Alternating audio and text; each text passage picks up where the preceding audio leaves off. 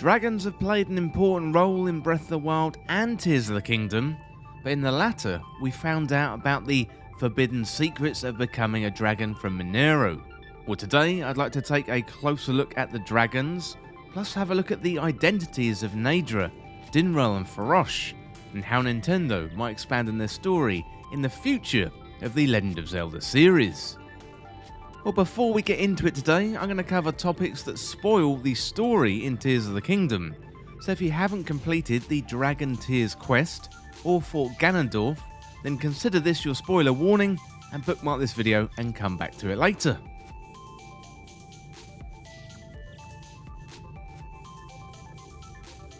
Dragons really come to the forefront in Tears of the Kingdom, although dragons have played a major role in the Zelda series for a long time. So the more recent dragons in Breath of the Wild and Tears of the Kingdom, they are majestic, seemingly peaceful creatures, but way back in the first Legend of Zelda, we fought against a Gleeok, the three-headed dragon who was one of the bosses in the first dungeon, and of course, Gleeoks have returned in Tears of the Kingdom, much like Lynel's returned in Breath of the Wild. Well, in Wind Waker, Valoo sits on top of Dragon Roost Island, protecting the Rito. He also gives the Rito their wings when they come of age. And then in Skyward Sword, we're introduced to three dragons, Eldin, Faron, and Lanayru, named after the golden goddesses, Din, Farore, and Nayru. Well, they are protectors of the surface world, and they give Link the Song of the Goddess to ultimately help him defeat Demise.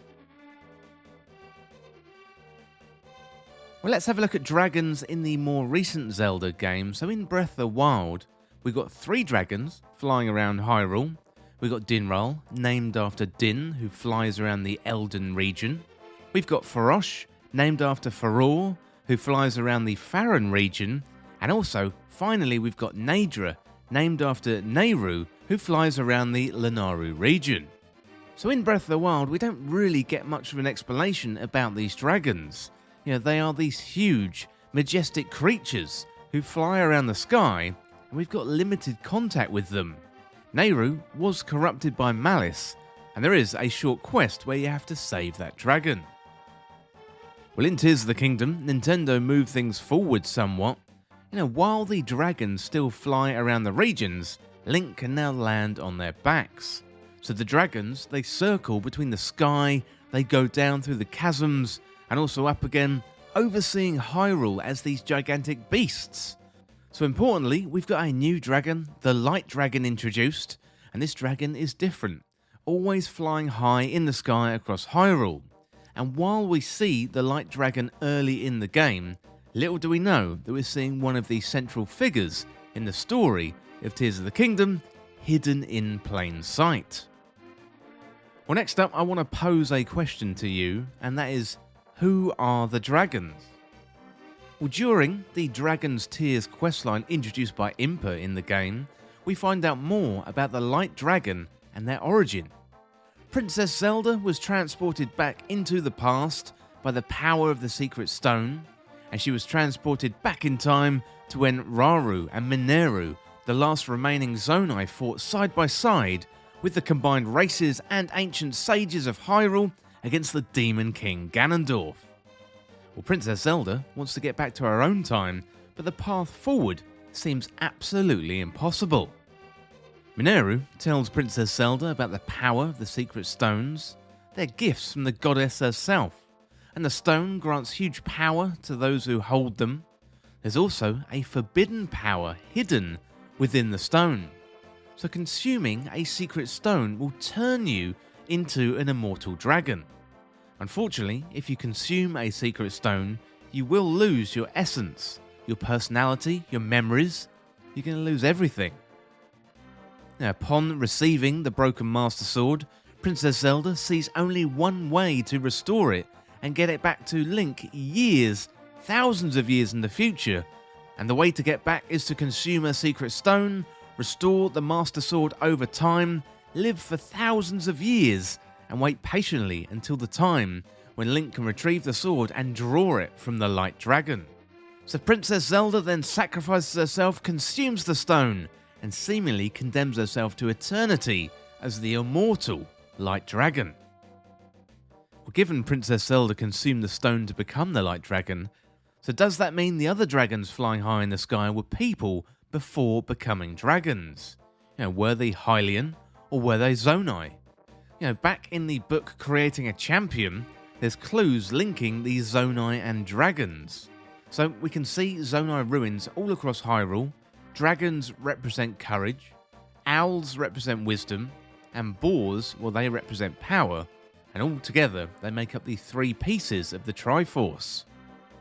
Well, the secret stones, they were given as a gift to the Zonai, and given they were the only people in possession of the stones, could the dragons that we see flying around Hyrule today in fact be former Zonai tribe members? Well, in Tears of the Kingdom, we get to know Rauru and Mineru, although they are the only two members of the Zonai tribe remaining. Perhaps other high-ranking members of the Zonai tribe consumed their secret stones and then became dragons. All the dragons that we see in Tears of the Kingdom appear to have similar features, long Zonai-style ears, as well as other similarities in design. We know that Princess Zelda and Ganondorf consumed their stones to become dragons, and they ended up looking very similar to the other dragons that we've already seen, so it's not necessarily a Zonai design inherited by the original character. It is highly likely that Dinraal, Farosh and Mineru are immortal dragons, but it's not clear where they came from or who they were. They could be Zonai sages of the distant past, or they could even be dragons gifted to Hyrule by the goddess Hylia herself. Well, I quite like this theory that the dragons could be Zonai, or perhaps they are linked to the disappearance of the Zonai race as a whole. We see Rauru and Mineru. There's something about the way that Mineru describes the act of consuming a secret stone as forbidden. She almost recoils in disgust at Princess Zelda's idea. That makes me think perhaps the original creation of these three immortal dragons has something to do with the Zonai people disappearing. The origin story of these dragons feels like a great topic for DLC, or maybe even their own sequel in this line of open world Zelda games. I would love to find out more about who they were, how they became dragons. I'd also like to know more about the forbidden act of consuming a secret stone. While the consequences are dire and you lose a lot, why is this a forbidden act and what happened to make it so? Well, let me know down in the comments what you think about the dragons in Tears of the Kingdom. Who do you think they are? Do you think they're just dragons? Or do you think they are people, or maybe even Zonai, who consumed secret stones and became immortal dragons? I would love to hear what you think. Well, that is it for this video today, looking at the forbidden secrets of becoming a dragon in Zelda Tears of the Kingdom. And as always, thank you so much for watching or listening. Well, don't forget to subscribe, and I'll see you real soon.